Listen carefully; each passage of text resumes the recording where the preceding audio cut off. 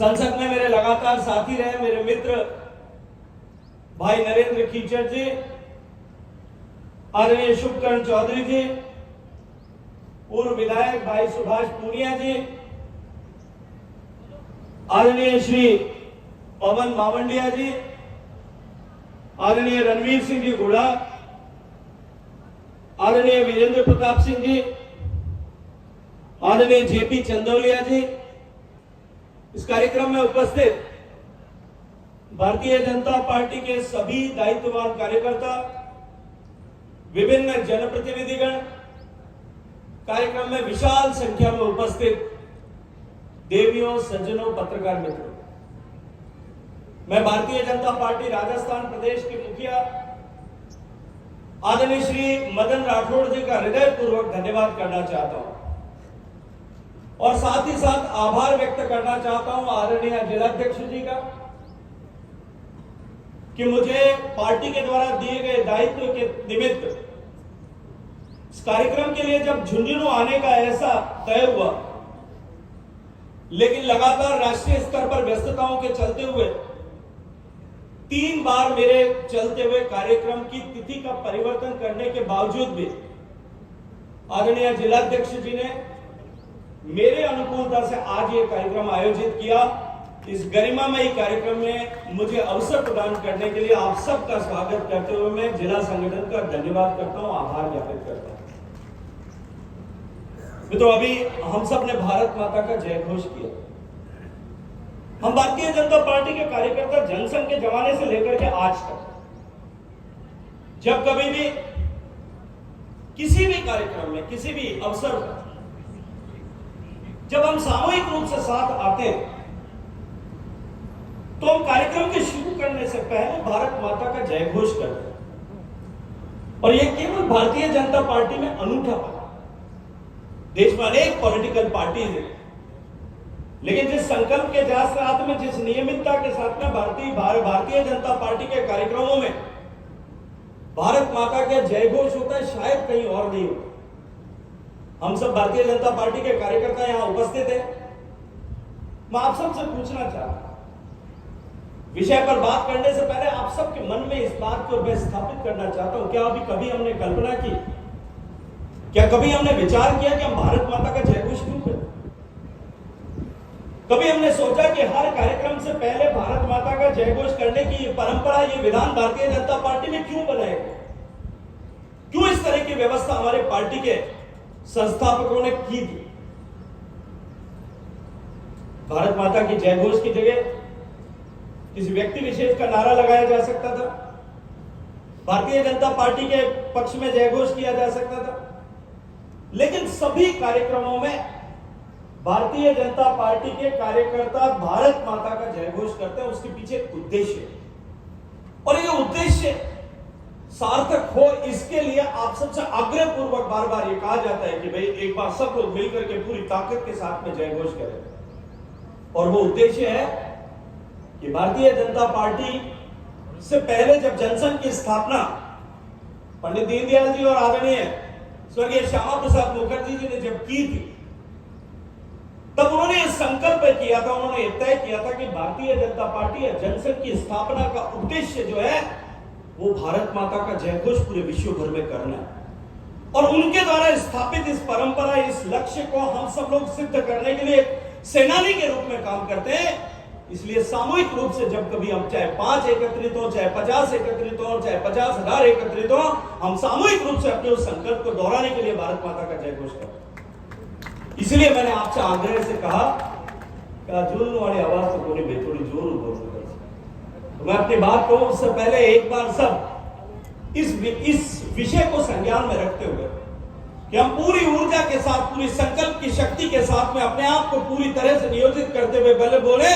भारत माता की, भारत माता की। क्योंकि ठीक वही को नहीं बताओ। भारतीय जनता पार्टी ने देश भर में संविधान हत्या दिवस माननीय प्रधानमंत्री जी की प्रेरणा से पिछले वर्ष से इन कार्यक्रमों को आयोजित करना प्रारंभ किया। विशेष रूप से 25 जून की उस तिथि के दिन देश भर के लोगों को संविधान की हत्या किस तरह से एक चुनी हुई सरकार और एक तानाशाह प्रधानमंत्री ने की थी, इसका स्मरण कराने के निमित्त यह कार्यक्रम देश भर में आयोजित हो। कुछ लोगों ने प्रश्न भी किया था कि आज इतने वर्ष बीत जाने के बाद में, जब लगभग 49 वर्ष बीत चुके हैं, तब भारत में इन कार्यक्रमों को आयोजित करने और इस विषय को वापस याद कराने की आवश्यकता क्या जरूरत आन पड़ी। लेकिन एक लोकतांत्रिक देश में जिस तरह से एक नेता ने अपनी कुर्सी को, अपनी सत्ता को बचाने के लिए निरंकुशता की सारी सीमाओं को लांघ करके लोकतंत्र की आत्मा, हमारे देश के संविधान का जिस तरह से गला घोट करके हत्या की थी, आने वाले समय में सहस्त्राब्दियों तक कोई भी तानाशाह, कोई निरंकुश, कोई व्यक्ति या कोई सत्ता इस तरह का दुष्प्रयास और पाप न कर सके, इस संकल्प को देश के लोगों के मन में जागृत करने के लिए इन कार्यक्रमों की रचना देश के प्रधानमंत्री के मार्गदर्शन में भारतीय जनता पार्टी ने की। इसलिए अब देश भर में यह कार्यक्रम आयोजित हो। मित्रों, भारत का संविधान भारत की स्वतंत्रता के बाद में हमने अंगीकार किया। भारत की स्वतंत्रता कोई सामान्य घटना नहीं। भारत की स्वतंत्रता कोई ऐसी घटना नहीं थी कि जो हमें अनायास कहीं से हमें किसी ने ग्रांट की हो या कहीं किसी ने दे दी। भारत के उस स्वतंत्रता संग्राम में लगभग 100 वर्ष से भी ज्यादा समय निरंतर बलिदानियों ने संघर्ष किया, अपना जीवन समर्पित किया, अपना जवानी समर्पित की, तब जाकर के देश आजाद हुआ। भारत में लोकतंत्र कोई नया विषय नहीं था। हजारों सालों से भारत में लोकतांत्रिक परंपरा थी। जिस तरह का हमारा इतिहास और इतिहास के प्रमाण खंगालने पर जो विषय संज्ञान में आता है, वैदिक काल से लेकर के अशोक महान के काल से लेकर के इस हजारों साल की परंपरा में भारत में लोकतंत्र किसी न किसी रूप में विद्यमान। अनेक शिलालेखों में, अनेक तरह के दस्तावेजों में इस बात के प्रमाण मिलते हैं कि भारत में लोकतांत्रिक व्यवस्था किसी न किसी रूप में सहस्त्राब्दियों से विद्यमान थी। लेकिन कालांतर में भारत के ऐश्वर्य, भारत की संपन्नता, भारत के वैभव, भारत की संपदा, भारत का ज्ञान, भारत का विज्ञान, भारत की बौद्धिक क्षमता, इन सब के चलते हुए जिस तरह से एक स्वाभाविक दाह को लेकर के भारत को जानने पहचानने के जो लोग आए थे, उनके निमित्त जो सूचनाएं दुनिया भर में पहुंची, भारत को लूटने के उद्देश्य से अनेक आक्रांता भारत में आए। लगभग 2000 साल तक भारतवासियों ने ऐसे आक्रमणों को सहा और दुर्भाग्य से मुगलों की सत्ता स्थापित होने के बाद में और उसके कालांतर में अंग्रेज सत्ता स्थापित होने के बाद में भारत जो लोकतंत्र की जननी थी, वहां लोकतंत्र कहीं खो सा गया था। लेकिन उस लोकतंत्र को प्राप्त करने के लिए हजारों लोगों ने हंसते हंसते फांसी के फंदे पर झूल जाना स्वीकार किया, तब जाकर के हमारा देश आजाद हुआ। हजारों लोग ऐसे थे जिन्होंने अपने सीने पर गोली खाई होगी, तब जाकर के देश आजाद हुआ। हजारों लोग ऐसे होंगे जिन्होंने काल कोठरियों में वीर सावरकर की तरह उन्हें कोलू में बैल की तरह जोत दिया गया होगा, तब जाकर के हमारा देश आजाद हुआ। हजारों लोग ऐसे होंगे जिन्होंने यातनाएं सही होगी, लाखों लोग ऐसे होंगे जिन्होंने कोड़ों की मार सही होगी, लाठियों के प्रहार सही होंगे, अंग्रेजों के सारे दमन को गुजर करके अपनी जीवन समर्पित कर दिया होगा, अपनी जवानी समर्पित कर दी होगी, तब जाकर के स्वतंत्रता हमें मिले। इस बहुमूल्य स्वतंत्रता की प्राप्ति के बाद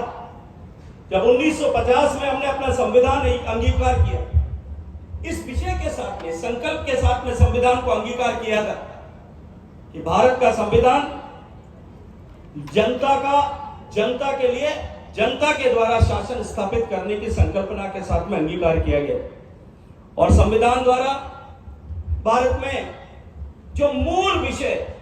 जिनको प्रतिपादित किया गया था, वो था मौलिक अधिकार, न्याय और अभिव्यक्ति की स्वतंत्रता। लेकिन कालांतर में जिस तरह से सरकार बनने के बाद में निरंतर एक केंद्रित मोनोपोलिस्टिक जिस तरह की सत्ता लगातार कांग्रेस के नेतृत्व में चली, जवाहरलाल नेहरू जी के निधन